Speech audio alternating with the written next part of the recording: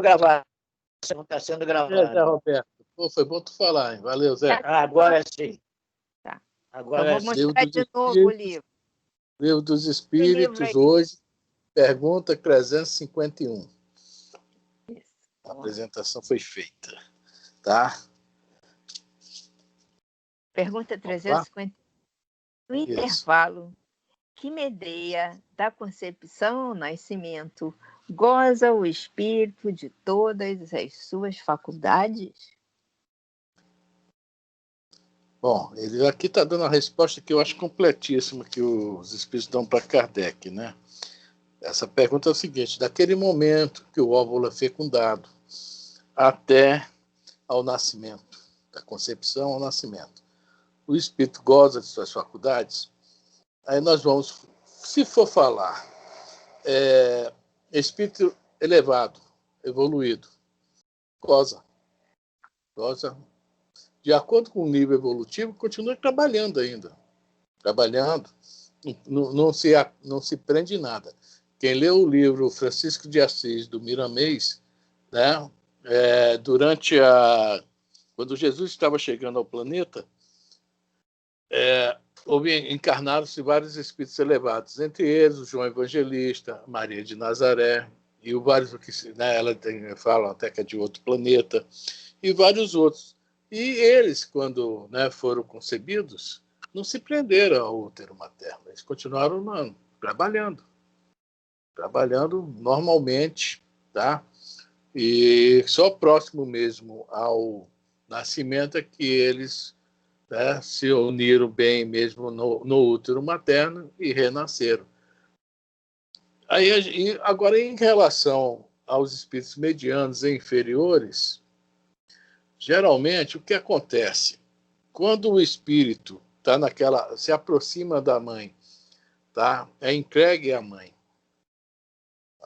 logo após a concepção, começa aquele restringimento, praticamente a perda do perispírito, podemos falar assim. Ele vai para o útero materno, ali é uma transferência fluídica, de fluidos. Tá? O espírito, o que ele tem no plano, lá no plano dele, na dimensão dele, aqueles fluidos ele não necessita. Vão voltar para o mundo etéreo, digamos assim, para o mundo. E ele vai começar a absorver os fluidos da mãe. E aí o que acontece com esse espírito? Que no caso, estou falando de espíritos medianos e inferiores, abaixo de nós e abaixo de nós, né? Nos enfraquecemos, digamos assim, por não ter uma palavra correta, mas vamos colocar essa palavra, tá? Nos enfraquecemos, né? Vamos sentindo aquele torpor. Aí justamente começa esse momento de perturbação, que é o nome que eles dão aqui, tá? Essa transferência, a transferência fluídica entre filho, mãe e feto ajuda a causar isso aí. E ele entra no estado de sono, igual nós aqui encarnados estamos. No livro Entre a Terra e o Céu, no capítulo 29, poxa, eu pedi para colocar os 2 capítulos, mas depois com calma que eu fui ver que era só uma paginazinha. Me desculpem, tá? Mas quando a gente está ao vivo lá no centro, eu tiro tudo certinho. Não dá. Por aqui fica meio difícil. Eu estava no trabalho, a Elisa perguntou, eu disse, é mesmo, esqueci de passar. No capítulo 29, logo no início do capítulo 29, Entre a Terra e o Céu, do André Luiz Chico Xavier, nós temos aqui uma passagenzinha a respeito disso. Então, vamos lá, Elisa, vê isso aí? Peraí, eu passei direto para o capítulo 29. Não, passei para o 32, peraí. Eu vou explicar, enquanto a Elisa procurei, o que é que está acontecendo aqui. Tem um garoto lá chamado Júlio, encarna, desencarna. Foi um suicida lá na Guerra do Paraguai. Tem toda a história dele no livro. Tá? E ele, devido a esse suicídio, digamos, como uma limpeza perispiritual, ele vai reencarnar, se eu não me engano, pela 3ª vez, tá? Pela 3ª vez. E vamos ver se agora vai dar certo, né? Está todo mundo na luta, lutando para isso. Tá? Tanto que ele sempre desencarna com algum problema na garganta. Na última vez foi uma doença chamada Drupe, né? Eu não sei nem o que é, eu vejo falar. Muito bem. E quem assim estava havendo ali um problema de que a mãe dele, a primeira mãe, desencarna e a segunda, a madrasta, né, por uma negligência dela, na praia deixa ele desencarnar, ele morre afogado, e é toda uma confusão que começa a obsessão. Mas depois é explicada a Odila, que é a mãe dele, do primeira reencarnação, que ele precisava reencarnar imediatamente por causa desses problemas e tal, e ela entrou em acordo e foi ajudar a reencarnar, tá? Então, o nome do garoto é Júlio, é mais ou menos isso que está acontecendo, tá? Vamos começar no início mesmo do capítulo, podia começar no 4º parágrafo, né? Vamos começar no início do capítulo. Vamos ler só uns 6 ou 8 parágrafos só. Vamos lá, Elisa? Vamos lá, capítulo 29, né? Ante a reencarnação. Na noite imediata, atendendo-nos à solicitação, Clarencio conduziu-nos ao domicílio do ferroviário para observações. Penetrávamos respeitosamente o quarto em que Odila nos recebeu, contente e gentil. Tudo lhe parecia desdobrar-se com segurança. Júlio dormia. Não mais acordara, informou a guardiã feliz. Tinha a impressão de que o reencarnante desaparecia pouco a pouco na constituição orgânica de Zulmira, como se a futura mãezinha fosse um filtro miraculoso a absorvê-lo. Entenderam? Ela cola ele né, nos seios e tal, ela vai absorvendo ele, tá? Isso aí é uma coisa automática, tá? Depois, não sei se hoje nós vamos ler o capítulo 28 que vai explicar isso, é o contrário aqui, né? Traz para frente. É uma coisa automática no organismo materno, e aí começa essa diminuição perispíritica, ou, para mim, né, para alguns de nós consideramos uma perda. Posso até explicar depois porque eu considero uma perda do perispírito, porque nós, na realidade, somos ovoidizados quando vamos renascer, tá? Daqui a pouco a gente volta a esse assunto, se vocês quiserem falar sobre isso, tá? Mas vamos lá, tá? A genitora desencarnada mostrava-se satisfeita e esperançosa. Preferia Desculpa, a Zulmira, que está aceitando ele como filho, foi a que foi negligente e deixou ele morrer afogado, desencarnar afogado. E a outra que estava obsidiando, que é a Odila, agora já está aceitando, tá? Viu pela situação que ele estava sofrendo muito também no plano espiritual, que era o certo para ele, era isso. Vamos lá, só para entender aí. A genitora desencarnada mostrava-se satisfeita e esperançosa. Preferia ver o filhinho confiado ao sono profundo. As aflições, os gemidos dele lhe haviam dilacerado o coração. Era ele no plano espiritual sofrendo. Continua, Elisa. O renascimento, por esse motivo, representava uma bênção para as inquietantes responsabilidades maternais de que se via detentora. Observávamos que Júlio se caracterizava por enorme diferença. Júlio é o garotinho, vamos lá.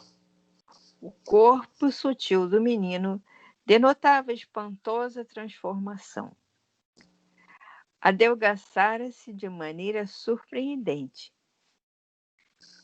Tive a ideia... Então, ó, está restringindo, está diminuindo. Adelgaçara-se, né? Afinara-se. Vamos lá.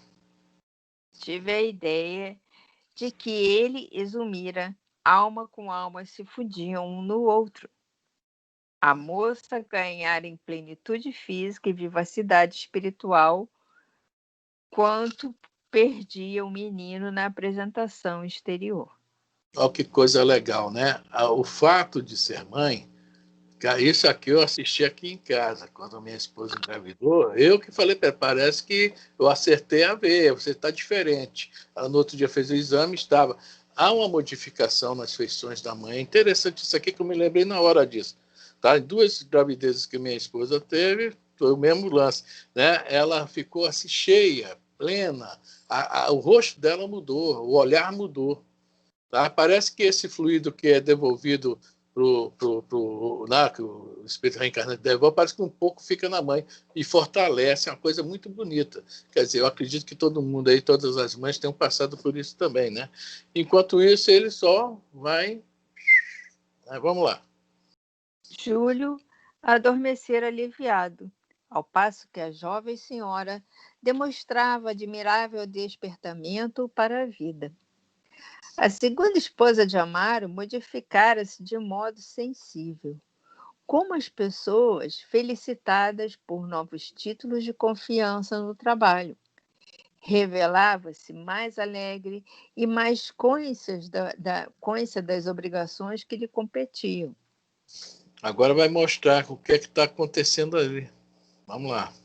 A transfusão fluídica era ali evidente. O organismo materno assemelhava-se a um alambique destinado a sutilizar as energias do reencarnante para restituí-las de certo a ele mesmo na formação do novo envoltório. Então, o que ia servir para ele, reencarnante, com as energias da mãe, que a gente, quando fala em fluidos, é o nome que Allan Kardec usa para energia, né? A gente usa esse nome até hoje, mas o nome é energia, são energias. Tudo é energia. Tudo no universo é energia. Com exceção de Deus e o Espírito, que também não deixam de ser, de alguma forma, energias com a qual nós não compreendemos, né? Uhum. Então, o perispírito nós sabemos que é uma matéria, né, é semimaterial, uma matéria bem rarefeita, digamos assim. Então, o que serve, volta, vai ser restituído, vai ser... Eu uso a palavra legal aqui, alambique. Né? Alambique eu já entrei naqueles antigos, o burrinho rodando lá, o moedor, a cana entrando, aquilo caía lá no panelão, tinha um lance de fogo para evaporar não sei o quê, uma coisa ia virar açúcar, hoje ia virar cachaça. Então, uma coisa impressionante, que de uma só operação o alambique faz um monte de coisa.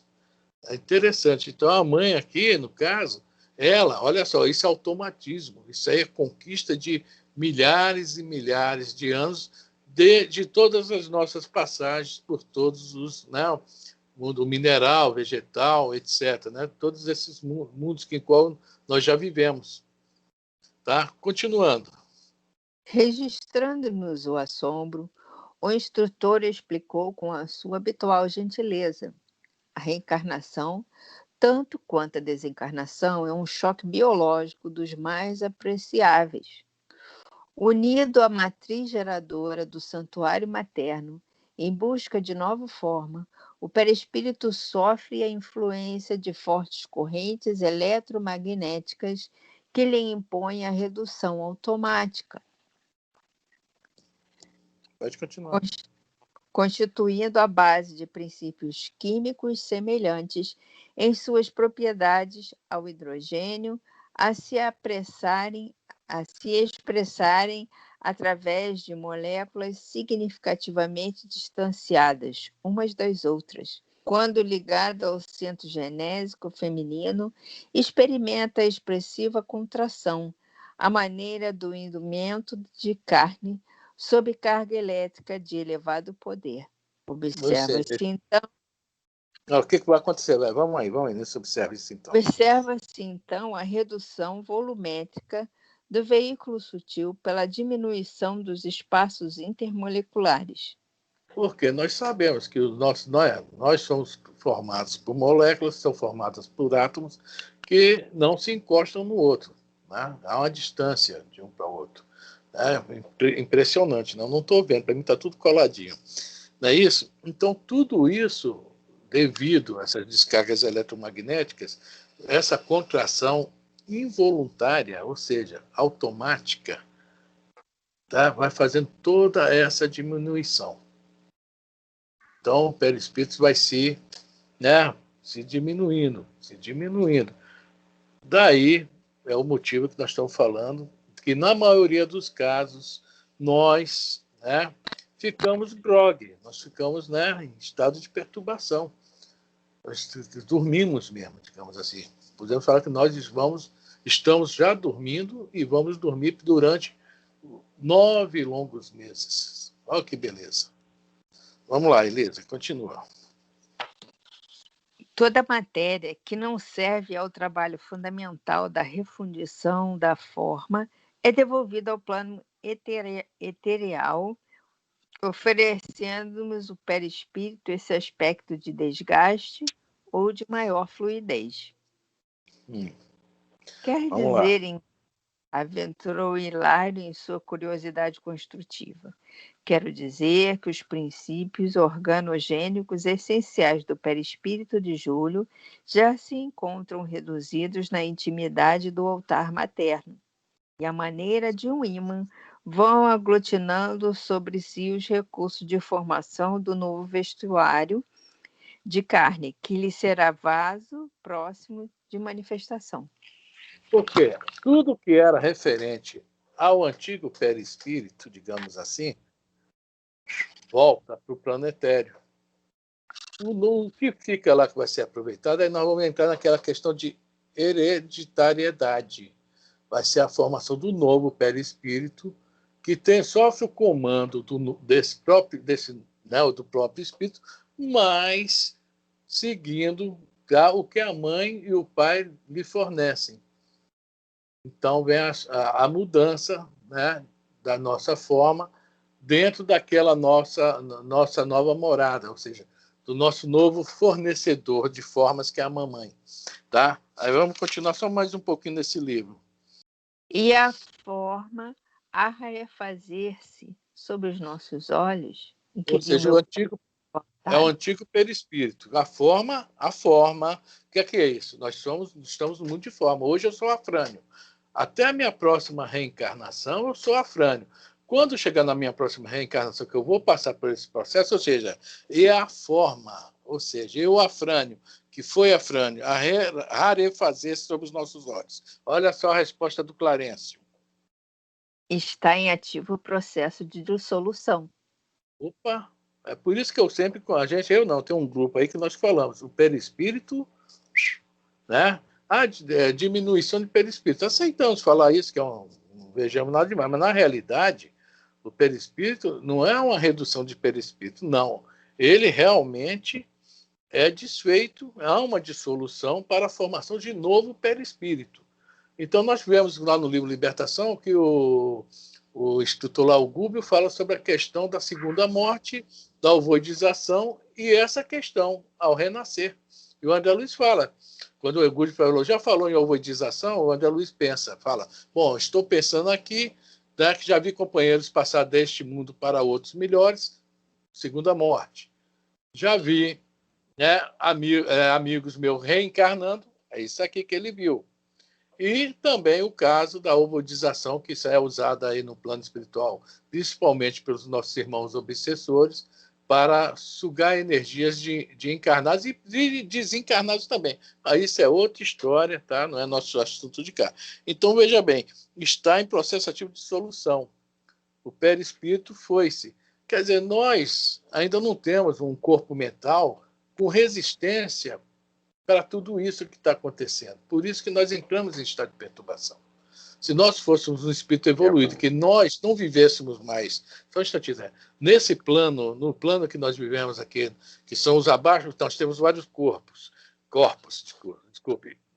Se nós vivêssemos lá no último corpo, que é o mental, nós não teríamos esse estado de perturbação, onde estão os espíritos superiores. Fala, Zé. Lembrar que, mesmo sendo sutil, ele é um corpo material. Não para nós, mas ele é um corpo material. E se lembrarmos que Jesus teve que revestir todos os corpos, até chegar aqui, você vai ver que são vestes que têm a sua energia própria. Então, apesar de ser sutis, tem os elementos agregados nele. É isso aí. Aí vamos ler só mais esse parágrafo, que o Clarence agora vai explicar essa questão aí da dissolução do perispírito aqui. Mas no livro Missionários da Luz está mais bem... A explicação está legal, mas acho que aqui dá para a gente pegar. Não vamos lá, não. Vamos continuar aqui. Só mais um parágrafo e vamos parar nesse livro. Afrânio. Fala, Cláudia. Deixa eu te perguntar um negócio. O perispírito, uma vez eu escutei do outro centro kardecista, já faz tempo, uma palestra que dizia que o perispírito a gente ficava em 72 horas, o perispírito era dissolvido, desmanchado, sei lá. E eu fiquei imaginando, será que só esse tempo é o suficiente? Porque você precisa do perispírito para poder, né? Hoje que eu estou estudando, né? Porque antigamente eu não estudava, eu só ouvia e não tinha conhecimento. Mas hoje que eu estou estudando, eu vejo que, pelo que você falou também aí, que o espírito, quando desencarna, nós desencarnamos, aí ficamos até chegar próximo à próxima encarnação, e esse corpo do perispírito, ele precisa se manter ainda... Olha, Cláudia, você ouviu e talvez você não tenha entendido. O que você está falando aí é sobre o duplo etérico. O duplo etérico, digamos que é o seguinte, é a nossa alimentação, tá? Do fluido vital.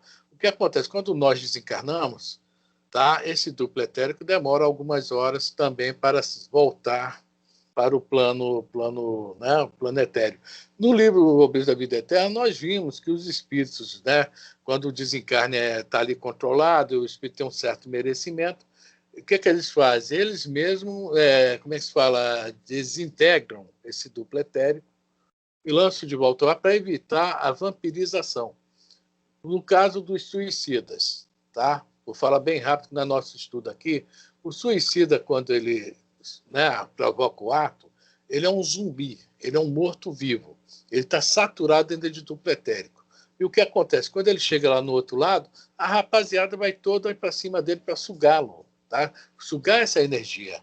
Que essa energia, para aqueles espíritos bem grosseiros, é que dá a eles a sensação que está vivo. Entendeu bem? Eles ainda precisam dessas energias. No Missionário da Luz, é um caso de um suicida que foram encontrar ele num abatedouro. Ou seja, no abatedouro, os espíritos estavam sugando tanto energias do gado que estava sendo abatido, do boizinho que estava sendo abatido, como daquele nosso irmãozinho. E esse assunto é muito bom, porque, né, para quem come carne vermelha, aqueles famosos churrascos, é uma beleza chegar na hora do churrasco, lembrar, tá, que aquela carne foi vampirizada lá no abatedouro, recebeu diversos tipos de toxinas, e a gente está lá, né, sorrindo à toa. Eu quero a picanha, que é mais gordurosa. Deve ser também o que nossos irmãozinhos que é lá do outro lado. Então, tá, o duplo etérico, digamos, é o fluido vital que nós estamos impregnados para viver encarnados. E quando nós desencarnamos, nós não precisamos disso do outro lado. Então, há um tempo para esse realmente ser desintegrado e voltar para a atmosfera normal, tá? Para o etéreo, né? E o caso do suicida é esse aí, tá?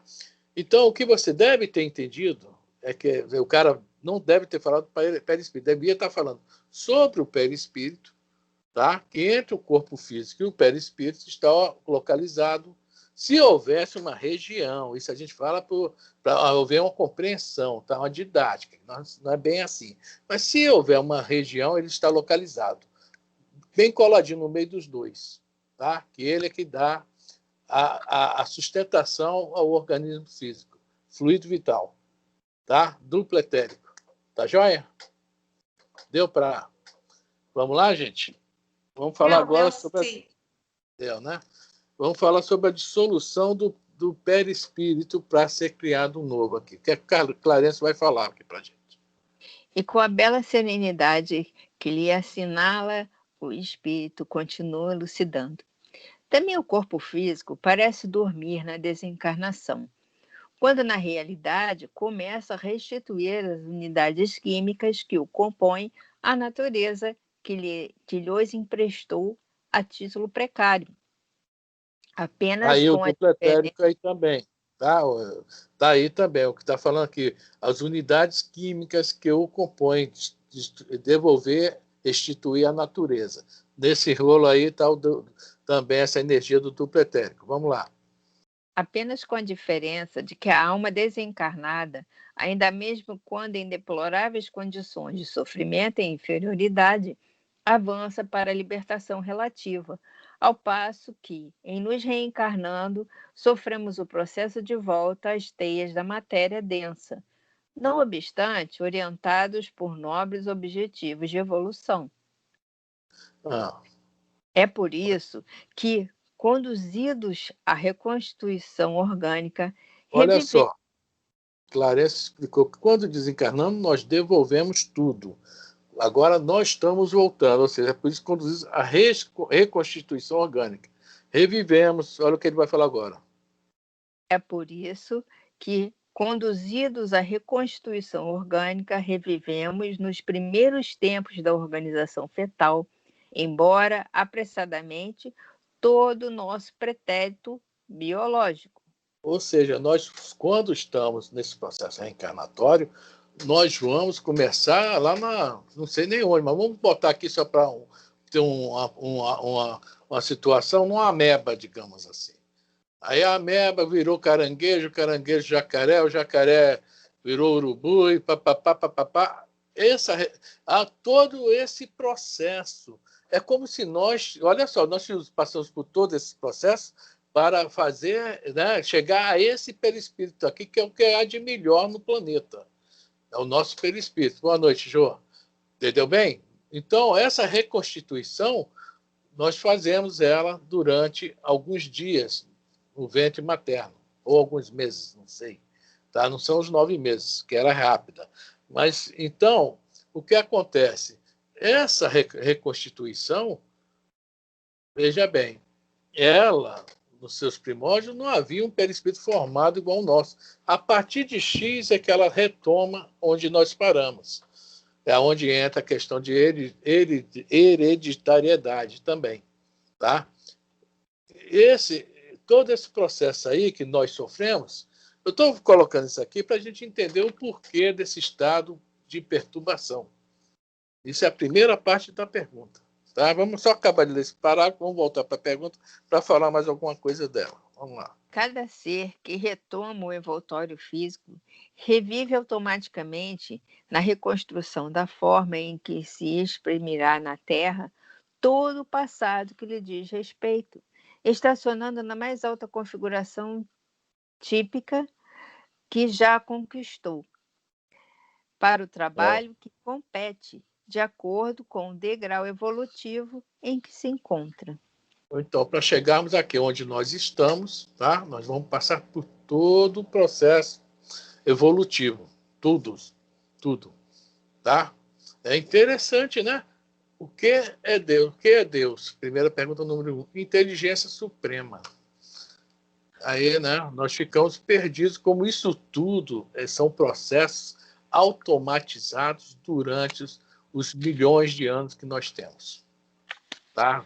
Desde a mônada até onde estamos agora, que conforme ele falou aqui, é na mais alta configuração típica que já conquistamos, é a atual. Legal, né? Legal? Bom, eu pelo menos acho. É legal. Eu adoro esse assunto. Afrânio, eu não entendi muito aquela parte de, você falou de ficar perturbado. Como assim? Quando nós vamos reencarnar, nós sofremos um processo de perturbação que vai desde essa ligação até o renascimento. Essa é a pergunta do Livro dos Espíritos. E eu estou mostrando o porquê dessa perturbação. Tá? Essa transferência fluídica de filho para de mãe para reencarnante. Tá? Como essa transferência? Por que essa transferência? O que está acontecendo ali? Tá? Está sendo aproveitadas as energias, outras estão sendo descartadas. O processo que nós sofremos, tá? Reencarnatório, que é toda essa evolução em 9 meses para chegar até onde estamos. Então, esse é o motivo da perturbação. Essa perturbação nos provoca sono. Quando nós vamos reencarnar, eu estou falando isso de espíritos de uma faixa evolutiva para baixo. Os mais evoluídos, não, eles não passam por isso. Tá? Agora, os mais evoluídos são quantos em nossos planetas? São muito poucos que conseguem continuar trabalhando enquanto está no processo de reencarnação. E só mais uma coisinha, já vou atender aí. Esse processo de reencarnação, do zero, lá do momento da fecundação do óvulo até o nascimento, há uma ligação do espírito com o corpo. Ele não está encarnado. A reencarnação se completa a primeira fase no nascimento. Depois vem a segunda fase aos 7 anos, a terceira fase aos 14 e a quarta e última fase aos 21. A partir dos 21 anos que nós realmente estamos reencarnados. Do 0 aos 7, nem nosso sangue nós conseguimos ainda fabricar. Ainda é o sangue que a mamãe deixa conosco, para depois dos 7 anos, sim, que nós começamos a fabricar o nosso sangue. Quer dizer, é um processo complicado, complexo mesmo. Quem queria falar aí, por favor, fale, que eu não... Ah, desculpa. Era eu, Agudes. Seu Afrone, a pergunta aí da Claudinha também me surgiu uma dúvida, assim, essa perturbação, sonolência, que você disse que está dormindo, é durante o estágio fetal, né? Os 9 meses. O estágio fetal existe essa conturbação, coisa e tal, pipipi. Tá, aí o espírito encarna, na verdade, quando tem o nascimento. Que o espírito encarna. Leva a palmada no bumbum, aí ele chora, nasceu.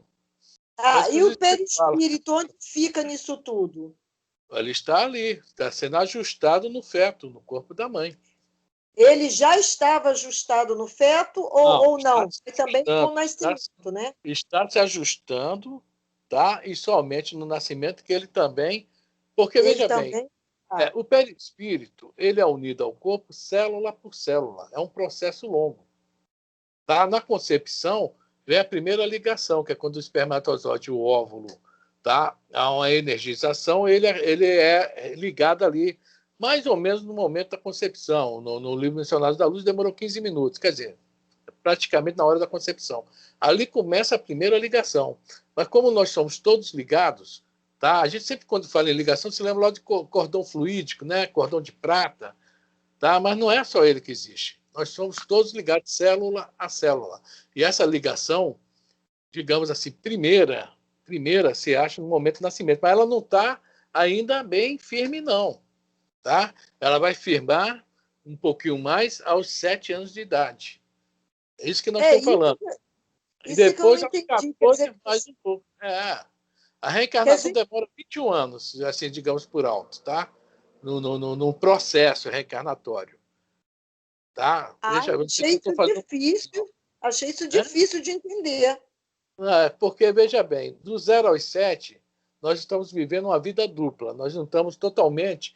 essa ligação de célula a célula, de perispírito com o corpo físico, ela não está muito bem apertada, os nós, os laços, até os 7 anos.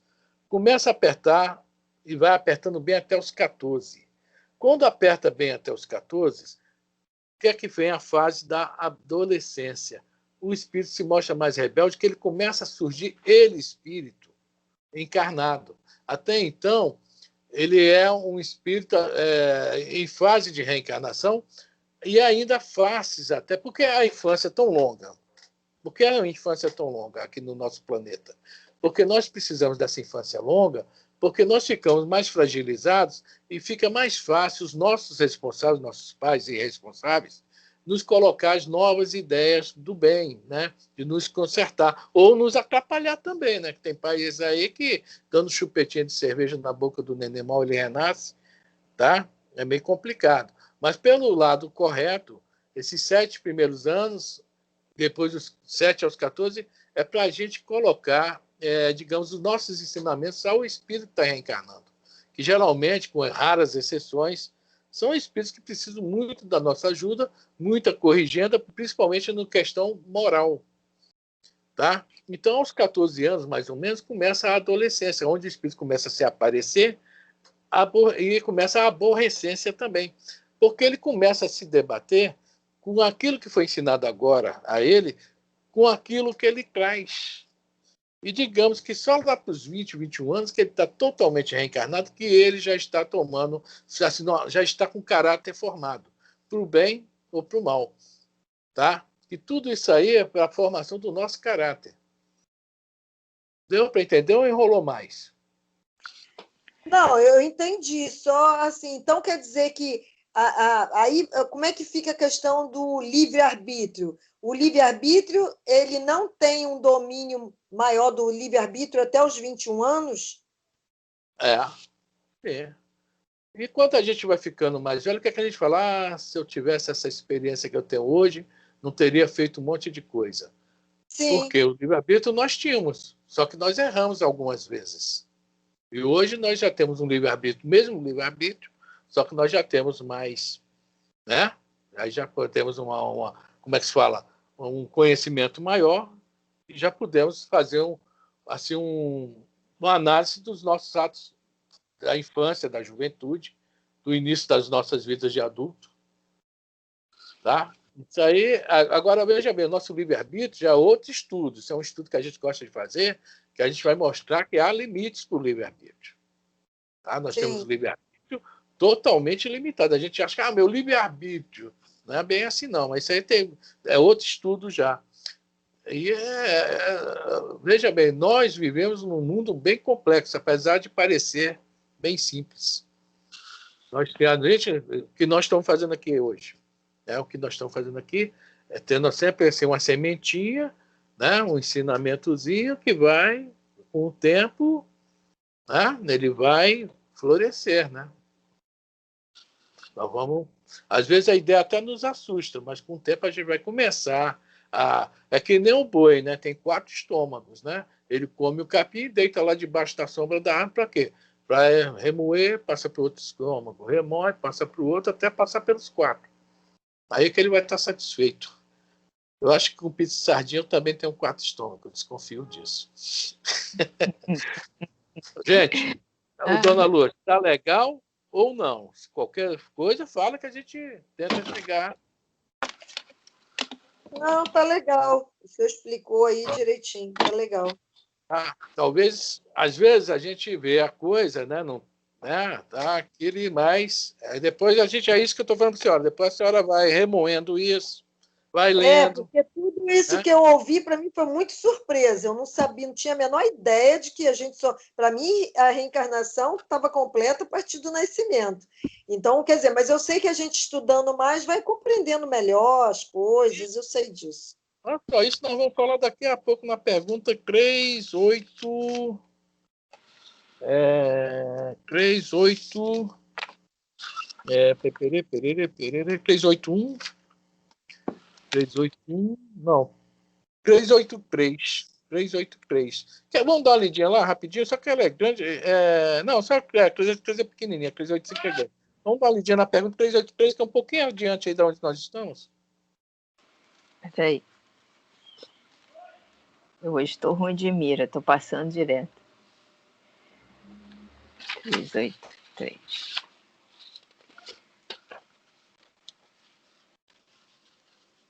Eu fui para 386.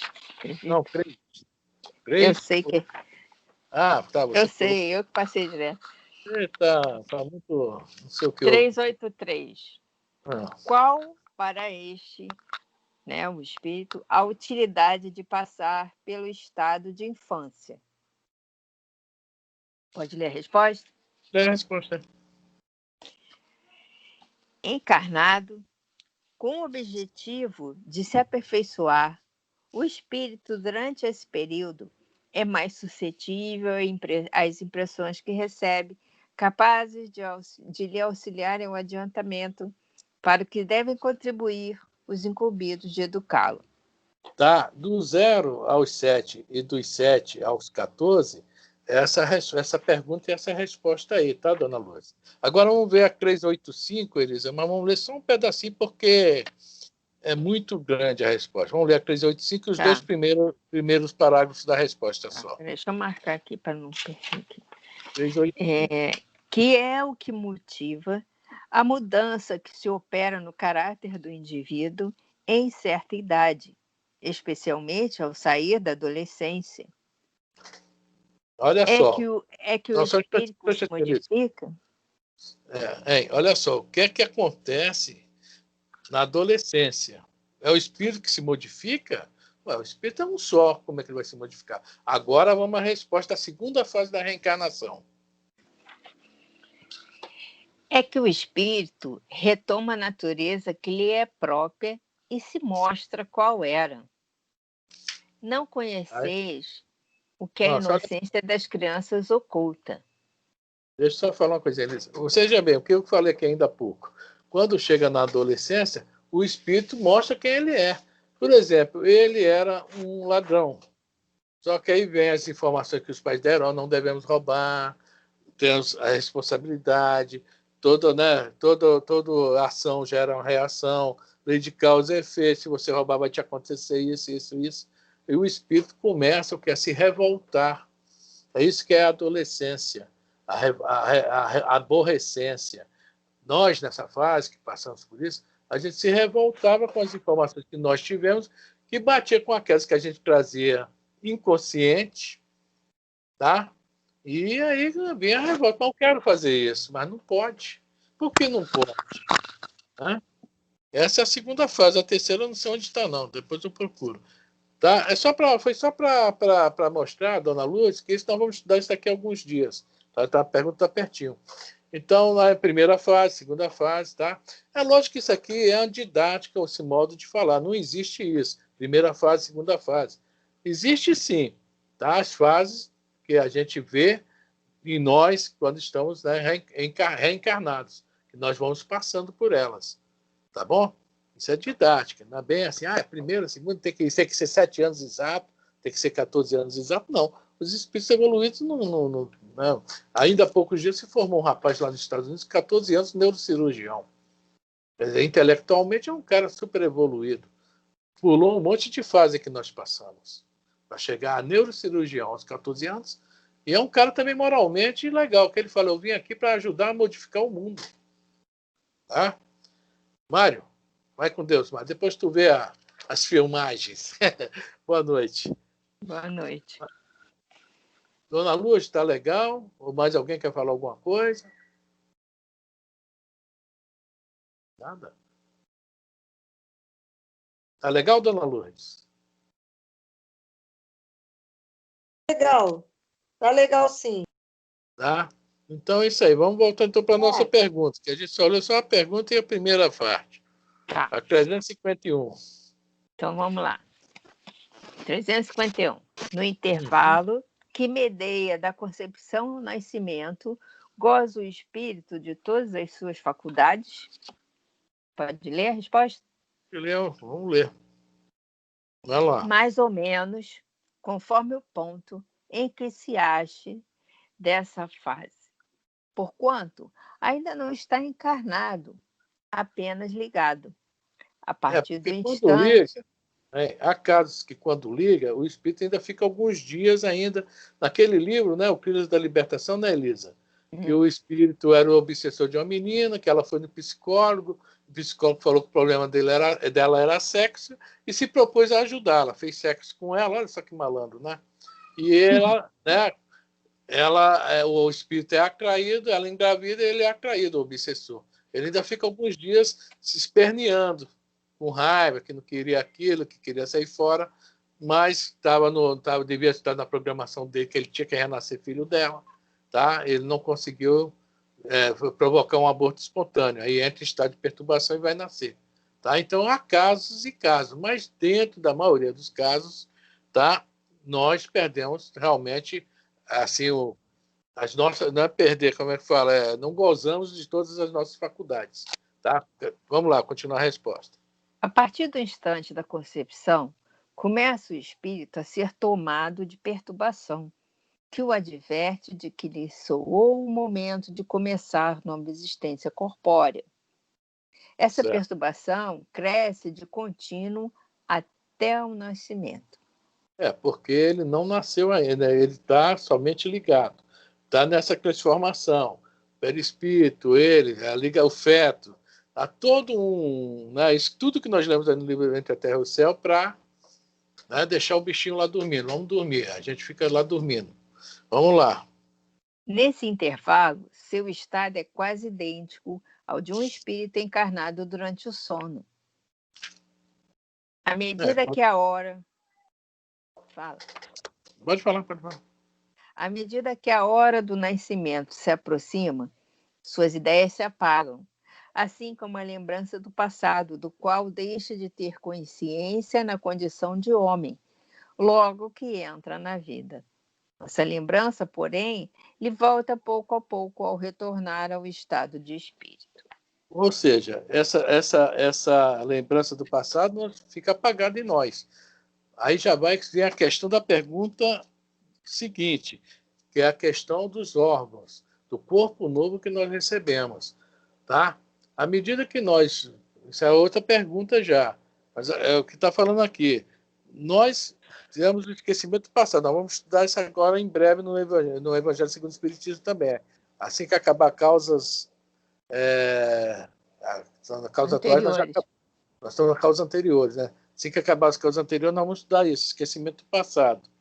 Então, há o esquecimento do passado, tá? Mas o negócio, que, como ele fala aqui, essa lembrança, porém, de volta pouco a pouco, ao retornar ao estado de espírito, o que é que acontece? Com o tempo, é o lance que a gente estava comentando sobre a questão da adolescência, nós começamos a botar para fora aquilo que está lá dentro de nós preso, no nosso inconsciente, as nossas tendências, boas ou ruins.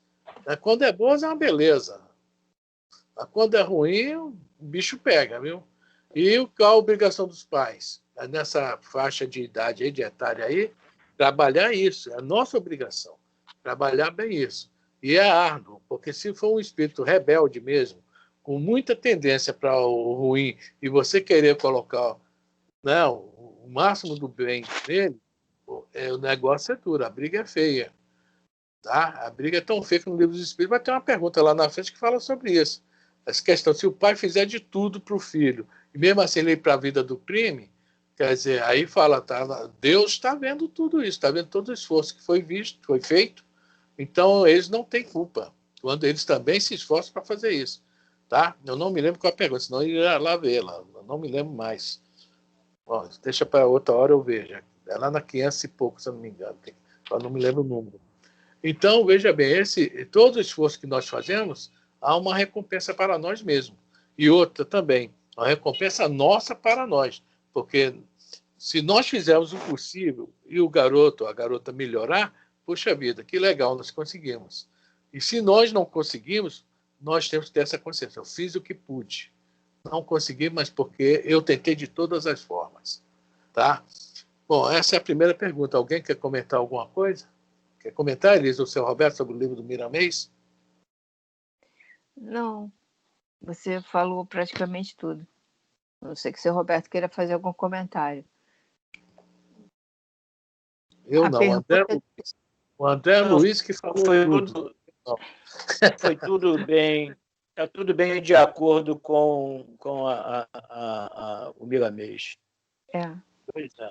O André Luiz que explicou tudo, entre a terra e o céu. Ô, Afrânio, a pergunta que você quer achar fala sobre o quê? É sobre essa questão dos pais se esforçarem e o filho, né, fracassar, né, o filho não seguir os conselhos. Eu realmente não estou lembrado dela. De vez em quando me dá uns brancos, e hoje é um desse. Posso procurar só por fracassar? Não sei se a palavra vai ser fracassar, né? Esse pois que é o problema.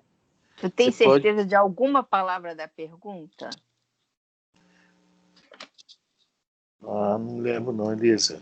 Eu posso até daqui a pouco, depois que acabar o estudo, eu tenho certeza que eu acho ela rápida. Mas eu não estou... Peraí. Não. Porque na lei da natureza não é não. Na lei da natureza não. Não seria falhar? Pode ser falhar. Tem mais a ver com falhar. Fazer uma pequena citação aqui na última frase do Miramês. Pode falar. É bom que vai. Eu estou procurando aqui, eles ir lá. Pode falar. Ao reencarnado, quando adulto, a natureza consciencial vai mostrando a cadência da sua evolução algo de modo que o espírito possa trabalhar nele mesmo na iluminação dos seus sentimentos. Vai crescendo, vai amadurecendo, vai modificando. Com relação ao passado, ele vai modificando os seus sentimentos. Exatamente. Aí está entre os pais, os amigos, os parentes, os avós, etc., os irmãos mais velhos, né? Aí entra todo mundo, porque todos nós somos responsáveis um pela educação dos outros. Não é isso? Agora eu achei a pergunta, 583. Tá bem que eu falei que era 500 e pouco, mas não me lembrava qual. 583. Peraí. 583. Também não ia achar mesmo, porque não tem nada disso aqui. Ele acabou de botar aqui, busca concluída. O certo era ler 582, mas já está em cima da hora, vai ser muito. Não, vou ler só 583. 582 pergunta, só uma pergunta. Pode-se considerar como missão a paternidade? Olha só, é sem contestação possível uma verdadeira missão. Essa é a pergunta, um pedacinho da resposta. Mas deixa para lá. É muito bonita essa resposta 582. Fala assim, Deus colocou o filho sob a tutela dos pais, a fim de que estes o dirijam pela senda do bem. E lhe facilitou a tarefa, dando-lhes uma organização débil e delicada que o torna propício a todas as impressões. É a infância, vai. É a infância, né? É.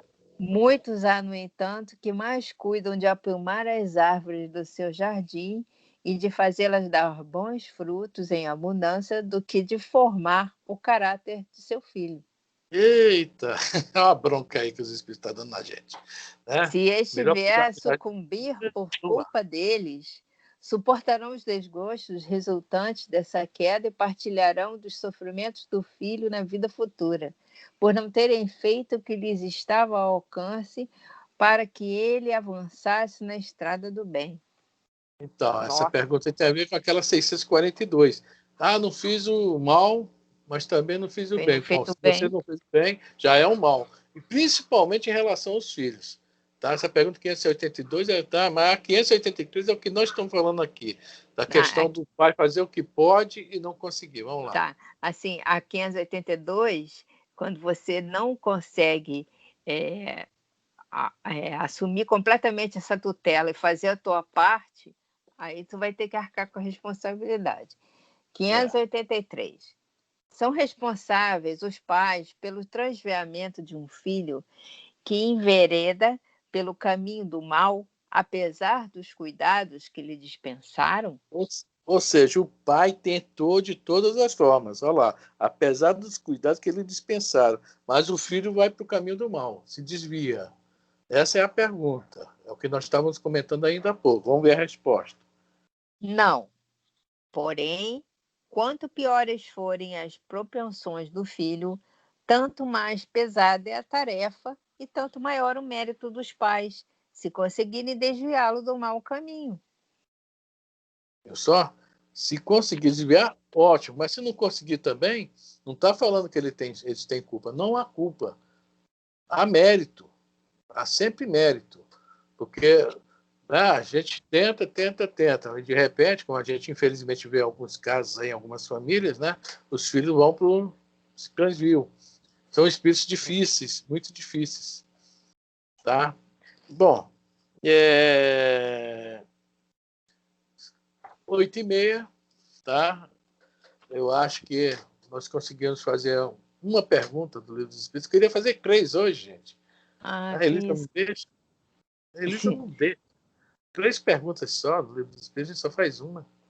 A gente só faz uma, mas a gente estuda uma. Esse estudo não anda. Bom, gente, é isso aí, tá? A gente quer entender, a gente não quer andar. Se a gente quisesse andar, a gente ia para a rua andar. Vai plantar lá no jardim, né, Elisa? Igual falou ali. Zé, pode desligar, tá, a gravação?